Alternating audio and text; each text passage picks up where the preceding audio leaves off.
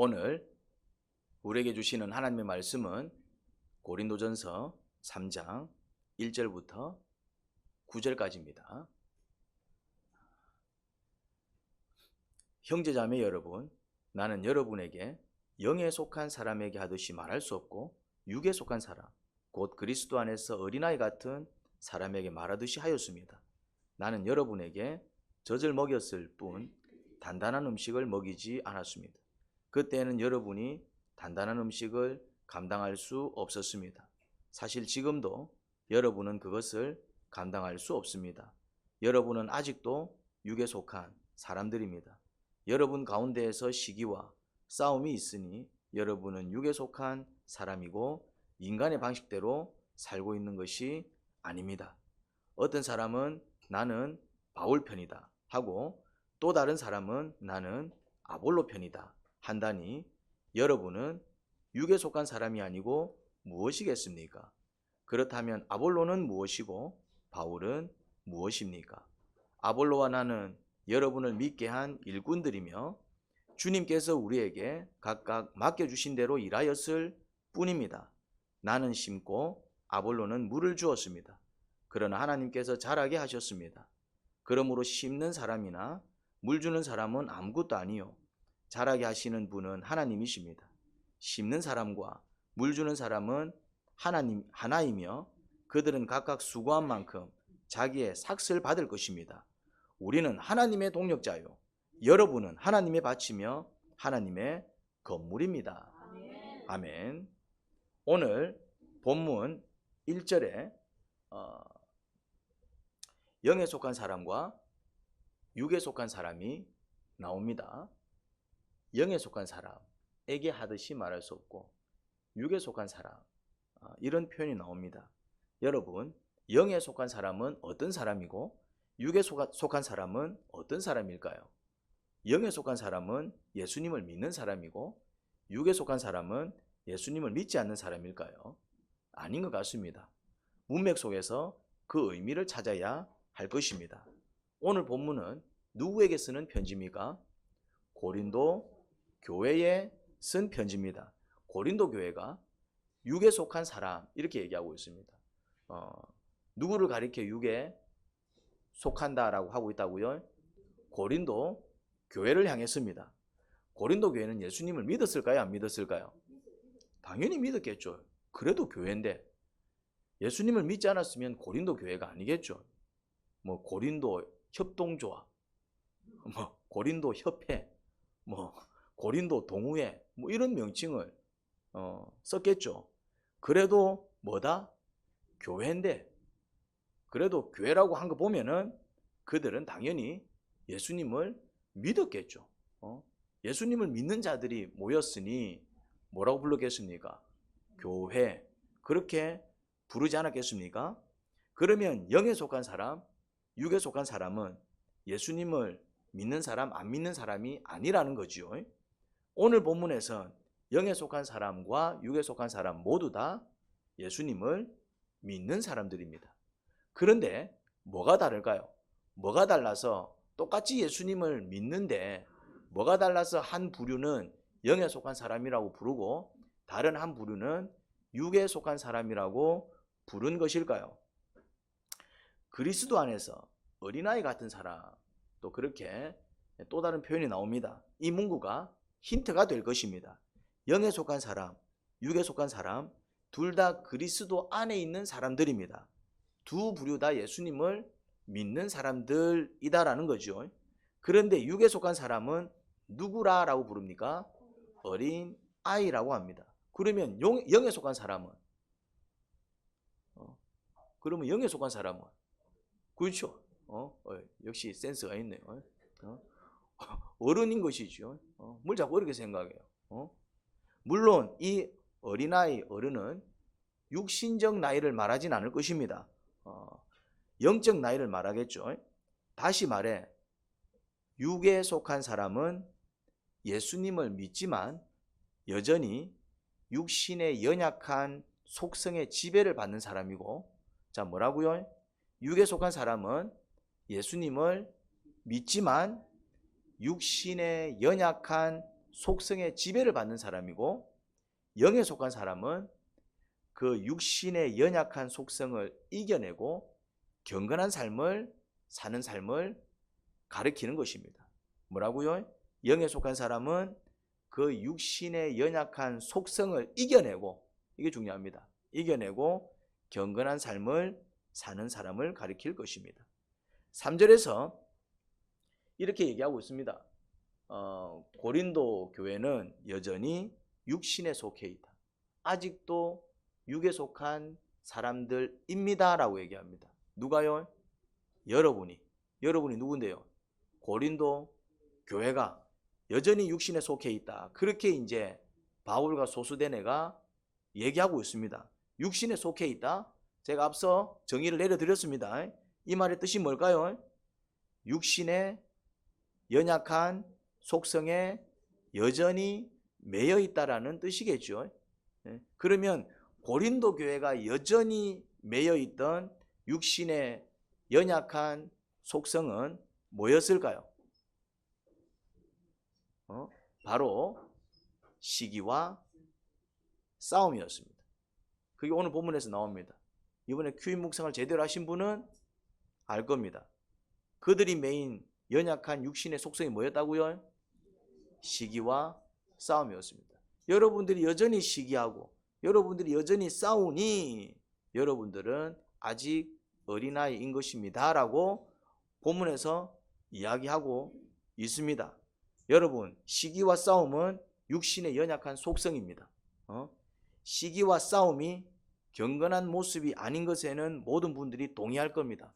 저는 그렇게 생각하지 않습니다. 이 시기와 싸움도 경건한 모습입니다. 혹시 이렇게 생각하시는 분 있습니까? 시기하는 모습, 싸우는 모습을 보면서 오, 경건한데 이렇게 생각하는 사람은 한 명도 없을 것입니다. 여러분, 이렇게 시기하고 싸우는 모습은 누구한테서 잘 나타납니까? 어린아이. 아이들이 툭하면 시기하고 아이들이 툭하면 말이지 싸우고, 그게 아이들의 속성이다 이 말입니다. 그런데 어른 중에도 시기심이 많은 사람들이 있죠.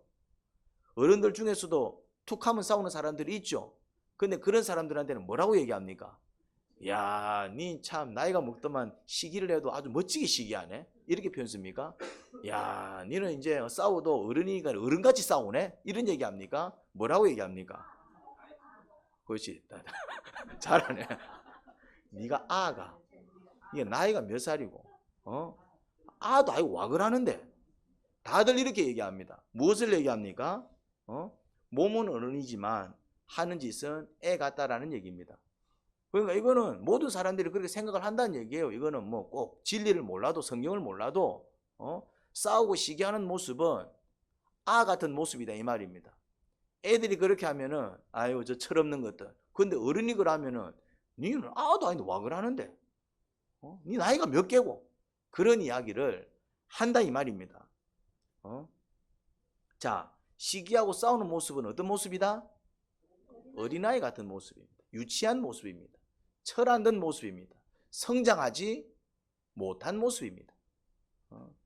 사람들은 은사와 성품을 구분 못할 때가 있습니다. 어떤 목사님이 설교를 너무 잘합니다. 저를 얘기하는 건 아니고요. 예를 든 겁니다. 어떤 사람이 설교를 정말 잘해요. 그런 분들 많잖아요. 유튜브 들어가 보면 막 명설교들이 흘러나옵니다. 설교가 너무나도 은혜스럽습니다. 사람들을 막 울렸다가 막 웃겼다가 들었다가 놨다가 합니다. 그러면 어떤 생각이 듭니까? 다 그런 설교를 딱 들으면은 그 목사님에 대해서 어떤 생각이 듭니까? 그 목사님이 아주 신령하게 느껴집니다. 아주 경건하게 느껴집니다. 자, 맞을까요? 틀릴까요? 어떤 성도님이 기도를 정말 잘해요. 기도를 정말 몇 시간씩 하는 거예요, 정말. 그러니까 능력이 막 나오는 거죠, 이제. 은사가 막 다양한 은사를 또 가졌어요. 뭐 방언, 막 통역, 막 기본이고, 막 신유, 대언, 예언, 뭐 각가지 은사가 특출납니다. 워낙 기도를 많이 하니까 이제.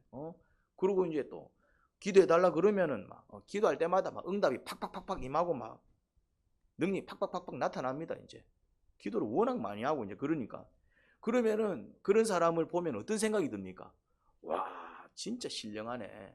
야, 그냥 일반 평신도인데도 저렇게 기도를 많이 하니까 와, 능력이 나타나네. 정말 경건하게 느껴집니다. 맞을까요? 틀릴까요? 어떤 사람이 영어를 정말 잘 가르칩니다. 영어 실력도 실력이지만 가르침이 탁월해서 다른 사람한테 배우면 이해가 안 되는데 그 사람한테서 배우면 막 척척척척 깨닫습니다. 그러니까 이제 돈을 잘 벌어요. 이제 사람들이 니나 내나 막 자기 아들을 다 갖다 바칩니다. 가르쳐 달라고. 아주 신명나게 잘 가르칩니다. 그럼 어떤 생각이 듭니까? 그 사람을 볼 때. 그 사람은 뭐든 잘할 것 같고 삶도 아주 멋질 것 같은 생각이 듭니다. 자, 맞을까요? 틀릴까요? 요즘 트로트가 대세입니다. TV를 틀면은 트로트 관련 프로그램들이 막 나와요. 이명우, 남자 중에서는 제일 나가는 트로트 가수 같아요. 그 다음에 송가인, 요즘 뜨는 이제 또 여자 트로트 가수 중 한 사람이지요. 그들이 나와서 한 가락 쫙 뽑아내면 어떤 일이 벌어집니까? 아저씨, 아주머니, 언니, 오빠들이 자지러집니다. 맞지요? 그러면 어떤 생각이 듭니까? 막 그런 노래를 부르는 그 사람들은 삶도 고귀할 것 같고 우리와는 다른 고품격의 삶을 살 것 같아요. 자, 맞습니까? 틀립니까? 많은 사람들이 은사와 성품을 잘 구분하지 못합니다. 많은 사람들이 은사에 속아서 은사가 탁월하면 그 사람도 좋을 거라 착각합니다. 좋은 사람, 나쁜 사람은 무엇에 의해서 결정날까요? 성품에 의해서 결정납니다. 다시 말해서 설교는 정말 탁월하게 잘하는데 개떡 같은 목사가 있을까요? 없을까요? 있습니다. 물론 설교 잘하는 모든 목사들이 개떡 같다 그 얘기는 또 아닙니다. 오해하시면 안 돼요. 이게 다르다 이 말입니다. 다를 수 있다 이 말입니다. 기도는 정말 탁월하게 잘하는데 개떡같이 사는 성도님이 있을까요? 없을까요? 있습니다. 그래서 많은 사람들이 충격을 받는 거예요. 이제 야, 능력이 종인 줄 알았는데 그래서 너무 존경스러워서 옆에서 이제 그냥 좀 이렇게 같이 배우려고 같이 지내봤더니 그냥 그 성품에 질려서 뛰쳐나오는 사람들이 의외로 많습니다. 이게 뭐라고요? 다르다 이 말입니다. 영어는 정말 탁월하게 잘 가르치고 정말 그렇게 실력이 뛰어나지만은 개떡 같은 사람이 있을까요? 없을까요? 물론 우리 이기원 형제님이 영어를 참 잘 가르칩니다. 우리 이기원 형제님을 두고 얘기하는 건 아닙니다. 예를 드는 겁니다. 예를 들어 오해하지 마시기 바랍니다. 또 오해할까봐 예를 들 때는 그 예에 집중하시기 바랍니다. 예를 드는데 꼭 그 예를 듣고 막 시험에 들어가지고 내 들으라고 하는 소리 아이가 해사고 말이지. 그럼 예를 들 수가 없어요. 노래는 너무나도 잘 부르지만 개떡 같은 사람이 있을까 없을까? 이게 뭘 말해주느냐 하면은 영에 속한 사람이냐 육에 속한 사람이냐는 은사에 의해서 결정나는 게 아니다 이런 얘기입니다. 이 참 중요한 얘기입니다. 성품에 의해서 결정납니다.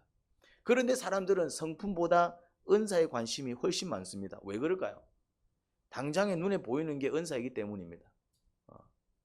성품은 같이 살아보지 않으면 잘 드러나지 않습니다.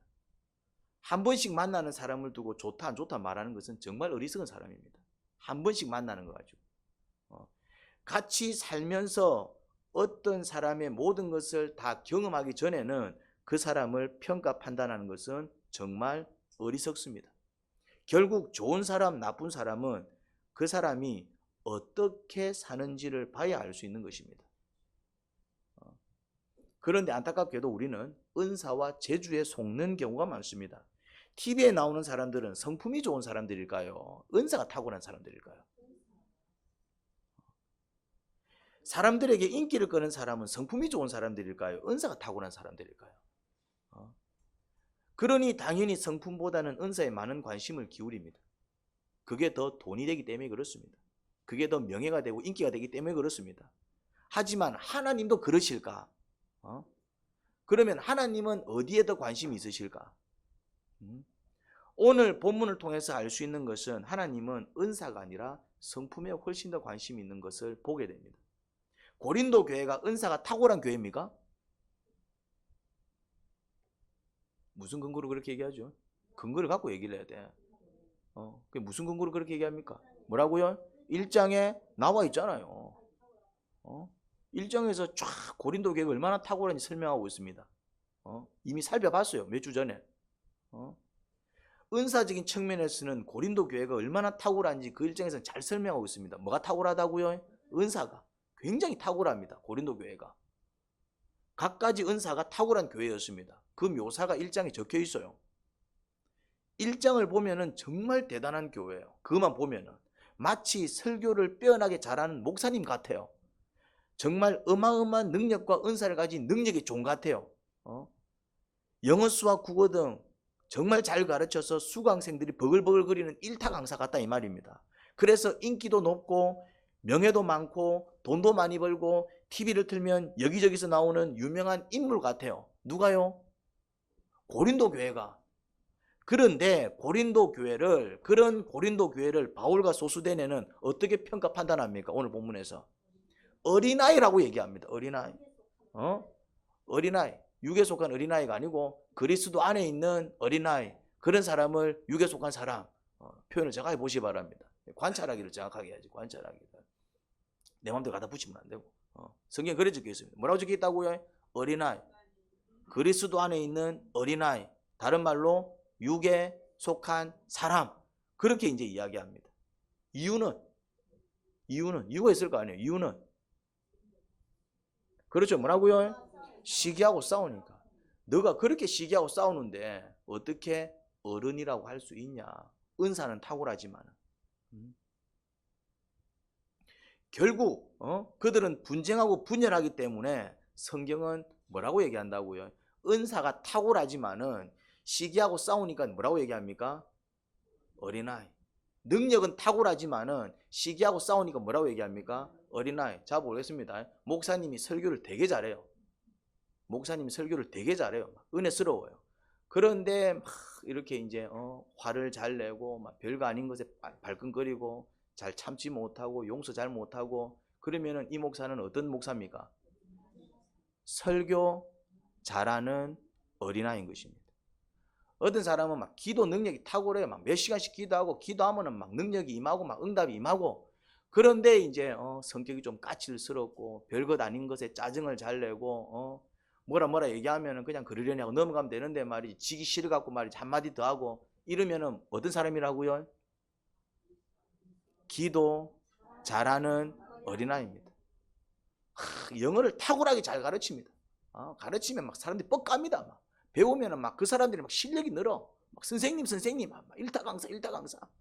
그런데 말이지 막상 살아보면은 막 화도 잘 내고 짜증도 잘 부리고 별거 아닌데 틱틱거리 쌓고 그럼 이 사람 뭐라고요?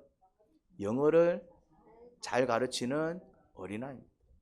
자, 보겠습니다. 9살짜리가 영어를 너무 잘해. 한국 아이인데 뭐 조기 교육을 했는지 영특한 신동이라 그러죠.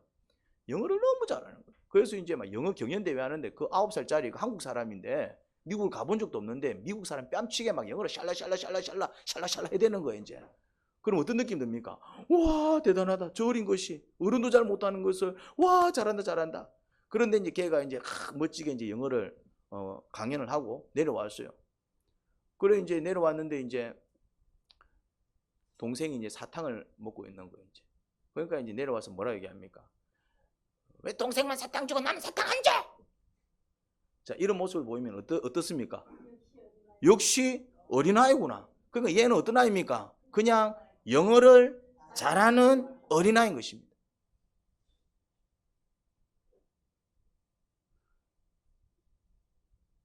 그게 은사와 성품의 차이입니다. 은사와 성품의 차이입니다. 하나님은 어디에 관심이 있다? 하나님은 영어를 잘하는 것에 관심 있기보다는 여전히 아이로 사는 것에 대해서 염려하신다 이 말이에요. 주님은 뭘 더 원하신다는 얘기입니까? 뭘 더 원하신다는 얘기입니까?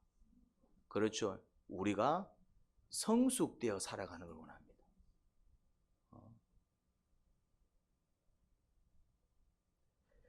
삶의 질을 결정하는 것은 은사가 아니라 성품이라는 사실을 아셔야 됩니다. 내 삶의 질을 결정하는 것은 이 아이는 영어를 탁월하게 잘했지만은 그 영어 때문에 이 아이는 성숙한 아이가 아니라 여전히 사탕 때문에 동생과 싸우는 뭡니까? 어린아이입니다. 이걸 우리 자신한테 한번 적용해 볼 필요가 있어요. 결국 삶의 질이 떨어지는 사람은 무엇을 의심해 봐야 된다? 성품을 의심해 봐야 된다. 나는 영어를 잘하는데 왜 이렇게 힘들게 살지? 나는 설교를 잘하는데 왜 목회가 잘 안 되지? 나는 기도를 많이 하는데 능력도 많이 나타나는데 왜 자꾸 일이 꼬이지. 나는 능력이 좋은데 왜 사업은 잘 안 되지? 나는 실력이 좋은데 왜 성과가 잘 안 나타나지?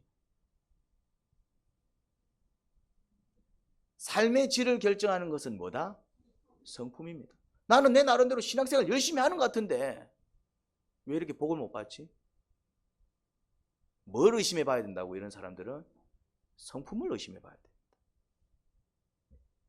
근데 이런 사람이 있어요. 나는 성격도 괜찮은 것 같은데 이상하게 힘들어. 이거는 맞는 말일까요? 틀린 말일까요? 그렇죠. 잘 안 해요.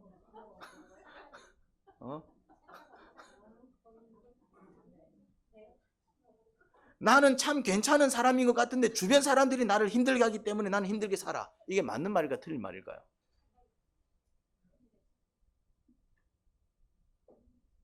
이런 사람이 있습니다. 나는 안 건들면 천사야. 나는 건들지만 않으면 천사인데 자꾸 나를 건드려. 이 사람은 진짜 천사일까요? 천사 아닐까요? 천사는요, 건드려도 참는 사람이 천사예요. 하네. 천사는요, 화나게 해도 그래, 그런 사람이 천사지. 건들면 건든다고 발끈거리고 건들면 건든다고 할 말도 하고 건들면 건든다고 지소리 다 내는 사람은 천사가 아닌 게지. 여러분 그거 압니까? 악마도 안 건들면 천사처럼 살아갑니다. 미친 개도요, 미친 개도 가만히 놓으면 아무 일 없습니다. 근데 이제 뭣도 모르고 실다가 뭐잡니까? 무릎이지 이제 막. 그 미친 개는 뭐라고 얘기합니까? 이래 얘기합니다.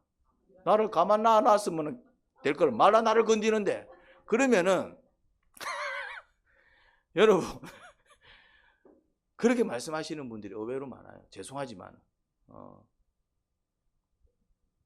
주변 사람이 나를 힘들게 하는 게 아니라 내 삶이 힘들고 고달픈 이유는 죄송한 얘기지만은 내 성품이 아직 어린아이이기 때문에 그래요. 건들면 건든다고 다 화를 내고 나를 힘들게 하면 힘들게 한다고 해서 씩씩거리고, 더우면 덥다고 짜증내고, 추우면 춥다고 말이지 우르제끼고 말이지, 배고프면 배고프다가 칭얼칭얼 거리는 거는 어린아이요, 어른이요. 근데 내가 나이가 30이고 내가 나이가 40이라도 내가 그러고 있으면은 몸만 40이지 여전히 내 성품은 어떤 사람이라는 얘기입니까? 그거를 알아야 되는데, 예수님 주변에는 예수님을 힘들게 한 사람들이 많았을까요? 아니면 예수님 마음을 편하게 해드린 사람들이 많았을까요? 내가 이래 보니까 예수님 주변에는 예수님 마음을 편하게 해드린 사람이 한 명도 없어 보여. 예수님을 믿고 따랐던 제자들조차도 마지막에는 예수님 팔고 예수님 부인하고. 그런데 예수님께서 예수님 팔았다고 해서 니 왜 내 팔았는데? 예수님 부인했다고 해서 니가 날 부인해? 심지어 예수님한테 침을 뱉었어요. 어디다 나한테 침 뱉노? 그러셨어요? 아니면은 그냥 부인할 것도 아시고 배반하실 것도 아시고 오히려 그 다음에 침 뱉고 막 가시로 머리를 박아버리고 말이지, 못을 박아버리고 하는데 뭐라고 얘기합니까? 이렇게 얘기합니다. 저들이 무슨 짓을 하는지 모릅니다. 주님, 저들을 용서하시고 저들을 구원해 주세요. 그랬습니까? 아니면 같이 받아쳤냐 이 말이지. 그게 신의 성품이지 말이지. 나는 안 건들면 천사야. 안 건들면 천사가 어디 있어? 그거는 막 안 건들면 안 건들면 악마도 말이지 아무 소리 안 하는데, 안 건드려도 말이지, 건드려도 참을 수 있을 때 그게 신의 성품이지. 그런데 예수님은 그렇게 살아가는데 힘들었다 안 힘들었다? 안 힘드셨어요. 그 증거가 뭡니까? 짜증을 한 번도 안 내. 안 힘들었다는 얘기입니다. 화를 한 번도 안 내. 안 힘들었다는 얘기입니다. 그래서 그분을 우리는 신의 성품이라 얘기합니다. 신이구나. 우리는 그렇게 살아가요? 못 살아가요? 못 살아가니까 우리는 인간인 것입니다. 제가 47년을 살면서 놀라운 사실을 하나 발견했습니다. 정말 놀라운 사실을 하나 발견했어요. 나이도 같아. 하는 일도 같아. 주변 환경도 비슷해. 그냥 여러 가지 조건들이 그렇게 차이가 안 나.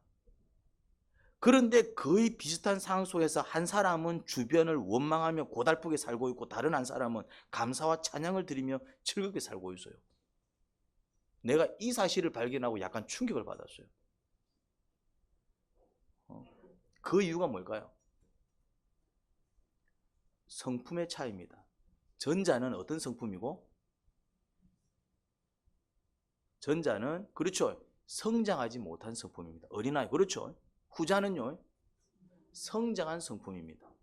어른이 된 거예요. 성장한 거예요. 자, 똑같은 상황 속에서 똑같은 상황입니다. 거의 비슷해. 똑같은 상황이야. 똑같은 상황 속에서 상처받는 사람이 있고요, 똑같은 상황 속에서 성장하는 사람이 있습니다. 여러분들이 한번 잘 생각해 보라고요. 이제 성경에서도 그렇게 얘기하고 있지만은 또 우리가 이 세상 돌아가는 것도 좀 보자고요. 이제 정말 성경이 진리면은 세상 돌아가는 거하고 이게 맞아 떨어져야 돼요. 무슨 말인지 이해됩니까? 진리는 이게 맞아 떨어져야 돼. 성경이 이야기하고 세상 돌아가는 게 맞아 떨어지지 않으면 성경은 진리가 아닙니다. 성경에서도 그렇게 가르치지만은 우리가 살아가는 세상을 한번 보자고, 우리가 살아가는 인생을 한번 보자고요. 가난한 사람이 둘이 있어요. 많습니다. 가난한 사람. 근데 일단은 우리가 둘로 한번 제안해 봅시다. 그런데 이 둘 다 가난해. 지질이게 가난해. 근데 가난한 사람들이 전부 찌질하게 삽니까? 이 두 가지 경우가 있어요. 이 가난한데, 너무 가난한데, 그러다 보니까네 정말 그 가난 속에서 평생 가난을 원망하며 고달프게 사는 사람이 있어요. 그런 사람 보셨습니까? 나는 봤어요. 가난한데 그냥 평생 그 가난 속에서 원망하며 고달프게 사는 거야. 왜 내 인생은 가난해? 나는 왜 이런 집구석에서 태어났어? 우리 부모는 왜 저 모양이야? 왜 나는 저런 부모 밑에서 못 태어났어? 왜 돈 없는 부모 밑에서 태어나가지고? 이런 사람은 그냥 평생 원망하면서 그냥 평생 고달프게 살아가는 것을 보게 됩니다. 그런데 다른 한 사람은 똑같이 가난해, 똑같이 힘들어, 더 힘든 상황인데 오히려 그 가난을 뛰어넘으며 자족하며 살아가는 사람도 있어요, 없어요? 여러분들은 뭘 느끼십니까? 똑같은 가난이야, 똑같은 환경이야, 똑같은 열악한 환경이야. 그런데 한 사람은 뭐 했다고요? 나는 왜 이런 집구석에 태어났을까? 왜 우리 부모는 저 모양이야? 좋은 부모 밑에서 태어났으면 내가 이렇게 안 살았을 건데. 이 사람은 스스로 뭐 하고 있습니까? 스스로 상처받고 있는 거예요. 그렇죠? 스스로 막 자기한테 막 스스로 막 상처를, 자기가 막 스스로 상처를 받고 있는 거예요. 한 사람은 주님께서 왜 이런 가정에서 태어나게 하셨을까? 주님께서 이 가난을 통해서 내가 어떤 훈련을 받기를 원하실까? 나는 이 가난을 헤쳐나가기 위해서 어떻게 살아야 할까?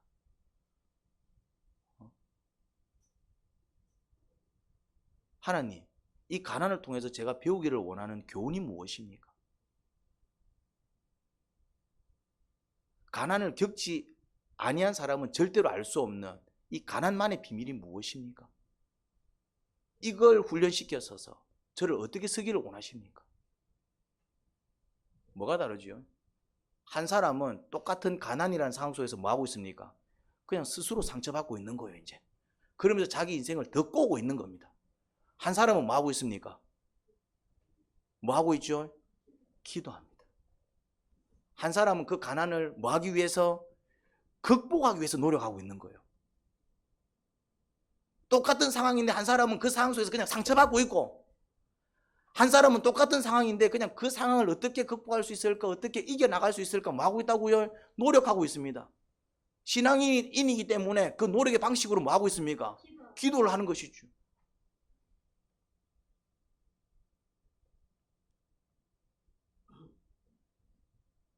개떡 같은 부모 밑에서 큰 두 사람이 있습니다. 이 사람도 부모가 개떡 같았고 이 사람도 부모가 개떡 같았어요. 자, 개떡 같은 부모 밑에서 자란 사람들은 전부 살인범이 되고 전부 도둑놈이 되고 전부 사기꾼 됩니까? 그런 사람들도 있어요. 그런데 분명히 개떡 같은 부모 밑에 자랐는데도 훌륭한 사람이 있어요, 없어요? 있습니다. 내만 봤습니까? 여러분들은 그런 사람 못 봤습니까? 부모는 개떡 같은데 훌륭하게 자란 사람이 있어요, 없어요? 있습니다. 근데 부모가 개떡 같으니까 아니나 다를까 그 새끼도 개떡 같은 인간 있어요, 없어요? 있어요. 이거 어떻게 설명할 거냐 이 말이지. 개떡 같은 부모 밑에서 와, 나는 재수가 없어도 이래 재수가 없나? 어떻게 태어나도 저런 인간들 밑에서 태어나노? 저기 엄마가, 저기 아빠가 이래 키울 것 같으면 나를 말란다 않노? 이 사람 지금 뭐 하고 있는 겁니까? 그냥 상처받고 있어요. 막 그냥 지가 스스로 상처받고 있는 겁니다. 이 인생은 죄송한 얘기지만은 평생 찌그러진 인생을 살 겁니다. 못난 인생을 살 것입니다. 오히려 지도 나중에 자식을 낳으면 똑같은 짓을 하고 있을 것입니다. 똑같은 환경인데 한 사람은 이럽니다. 주님 어찌하여 저를 이런 가정에 태어나게 하셨습니까? 이 훈련과 시련을 통해서 주님께서 제게 가르쳐주고 싶은 교훈이 무엇입니까? 저를 어떤 자로 빚어나가시기를 원하셔서 이런 훈련을 시키시는 것입니까? 제가 어떤 일을 감당하기를 원하십니까? 그리고 왜 부모들은 저렇게 사는 것일까요? 저 부모들도 그들의 상처를 감당하지 못해서 또 저런 불쌍한 형편 살아가는 것 아닐까요? 그냥 저 부모 용서할 수 있는 마음을 주십시오. 지금 이 사람은 뭐 하고 있습니까? 지금 이 불우한 환경을 뭐 하기 위해서 애쓰고 있습니까? 극복하기 위해서 노력하고 있죠. 이 사람은 나중에 커서 어떤 인생을 사느냐면은 오건영 박사와 같은 인생을 삽니다. 무슨 말인지 이해됩니까?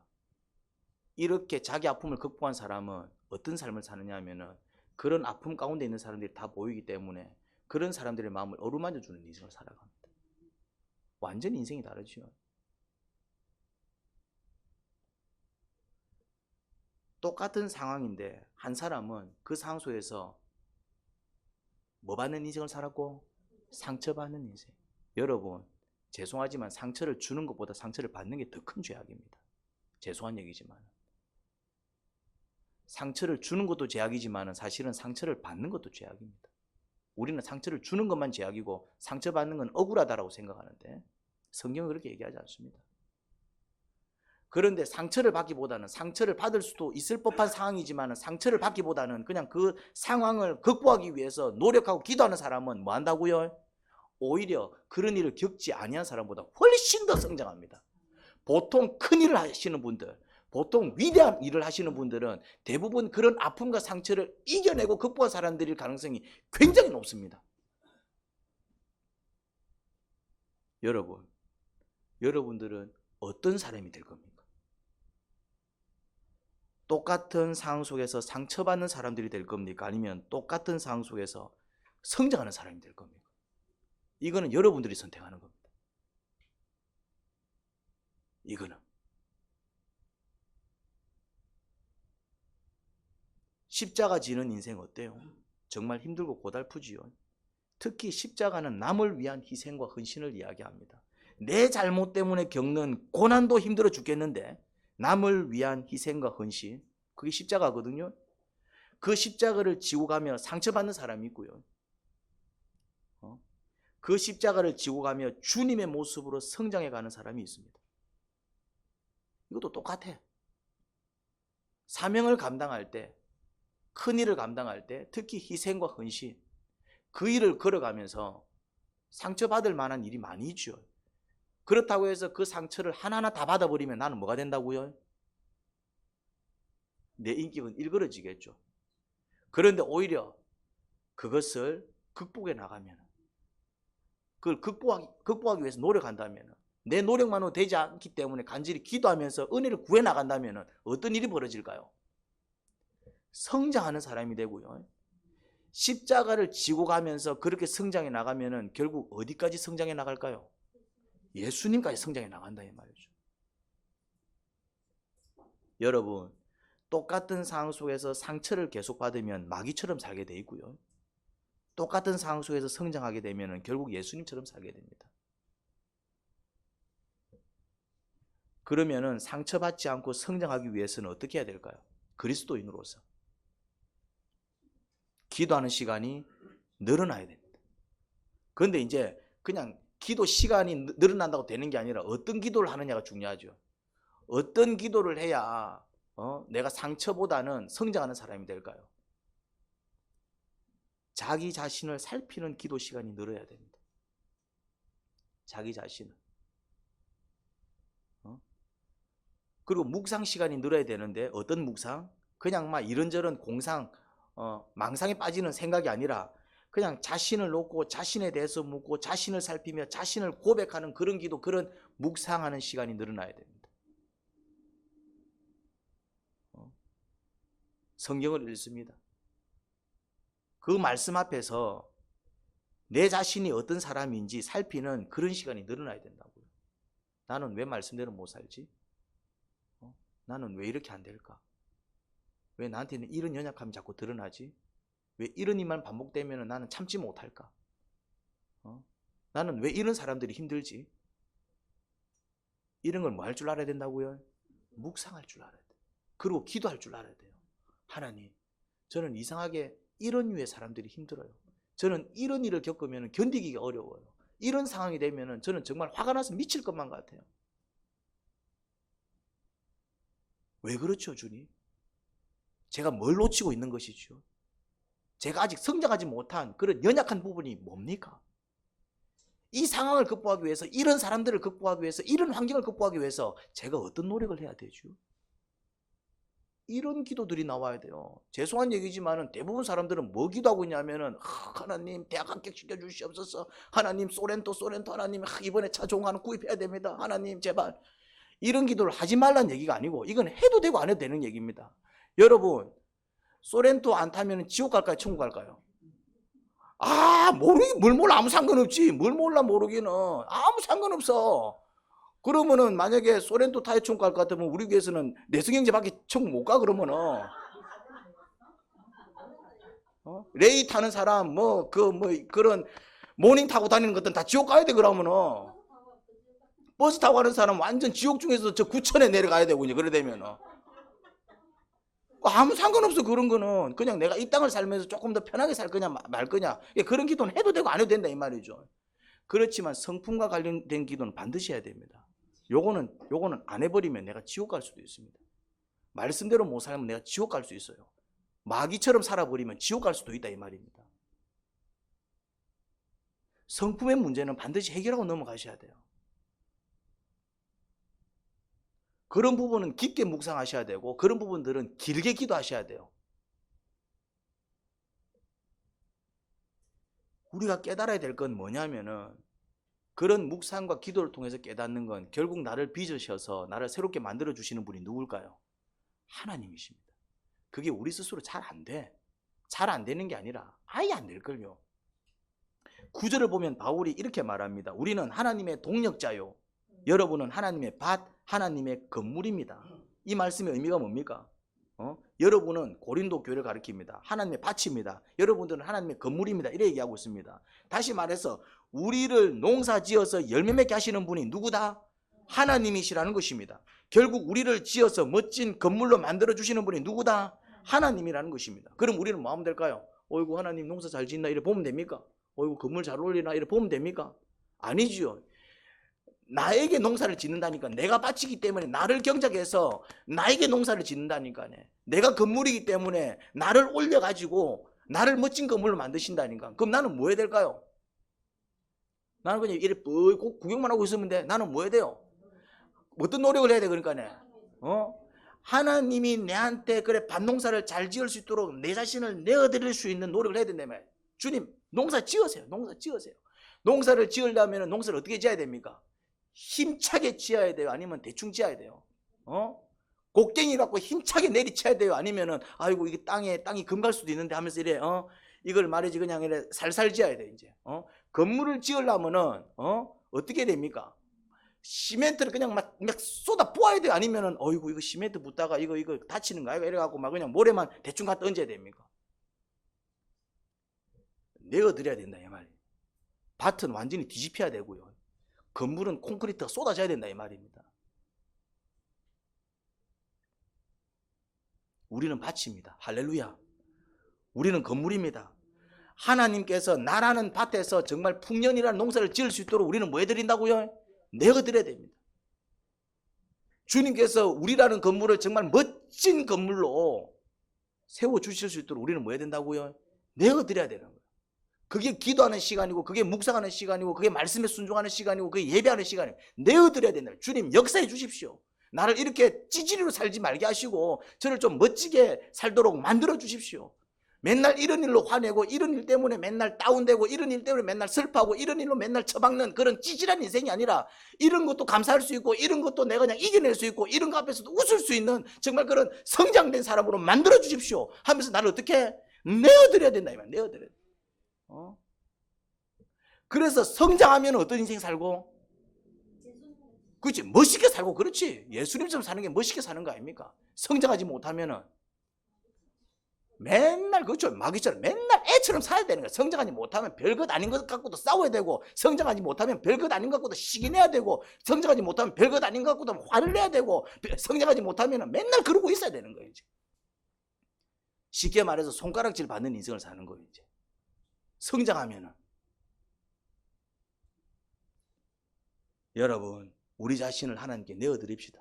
하나님은 우리를 만지시기를 원하시고 우리를 고치시기를 원하시고 우리를 새롭게 빚기를 원하시고 우리를 구원해서 새로운 인생 살기를 원하십니다. 하나님은 지금도 그렇게 일하고 계세요. 그런데 우리가 뭘 안 한다?